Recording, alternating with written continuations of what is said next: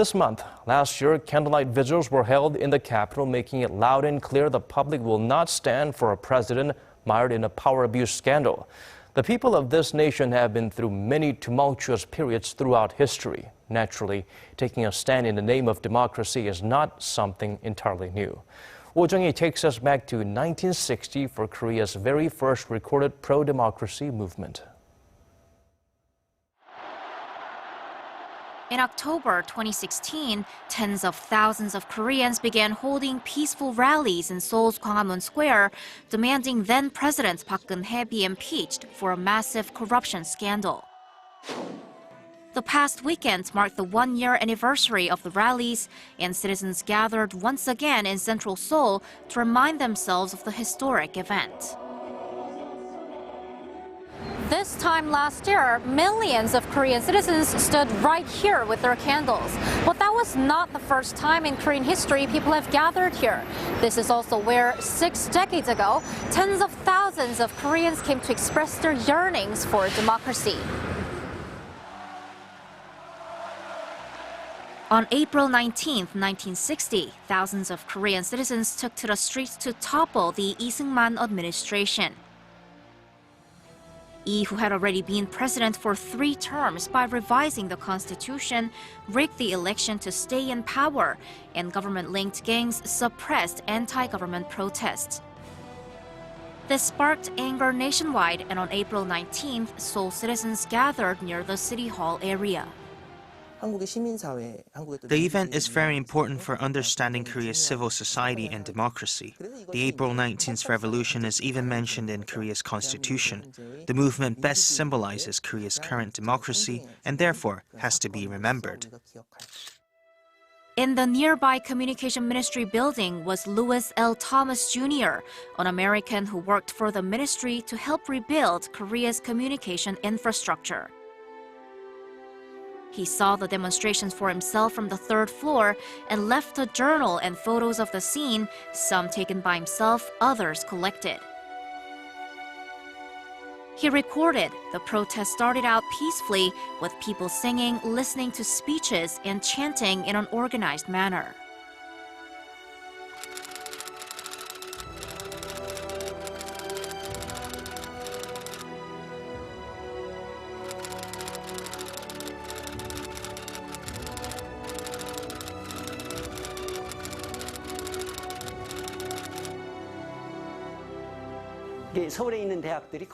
First, college students from almost all of the universities in Seoul participated in the demonstration, and then high school students also appeared.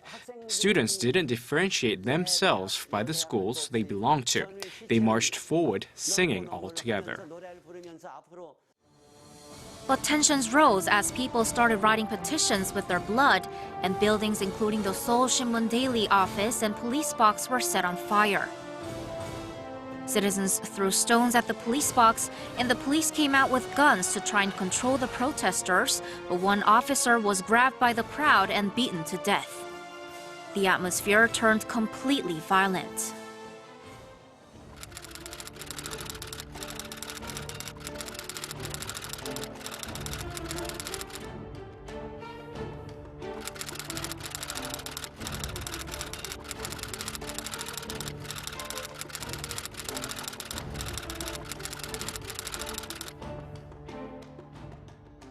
The person who offered Mr. Thomas's photos and journal to Arirang is his daughter, Miss Jane Holmes.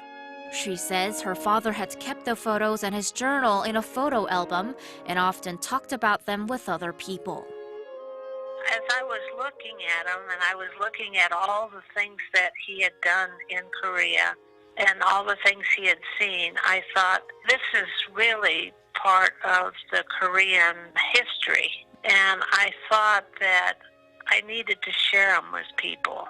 I would hope that they would go to a place where Korean people could see them and understand what went on at that time in their history and be able to look back at where they were and where they are today. Compared to the well-known photos of April 19th revolution, there are a few that show the same scenes but from different angles. There are also some that I've never seen before. The fact that a foreigner like him left records like these, I suppose, is because he might have perceived that this part of history is very significant. We can see how he looked at the South Korean society back then in regards to the humankind's universal value of democracy. As Lee remained reluctant to step down from his post for another week, this time professors from all across the country started their marches on April 26th. Citizens and students joined the force, and Lee finally decided to resign. During the April 19th revolution, almost 200 people were killed in clashes with the police and soldiers.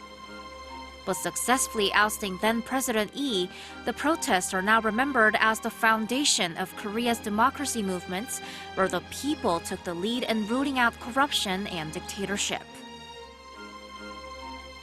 Throughout the decades, Korean people have taken to the streets several times to fight for democracy, from April 19th movement right up to last year's massive candlelight vigils. Inheriting that spirit and appreciating each and every success will be the key to further advancing our democracy. 오정희, 아리랑 뉴스.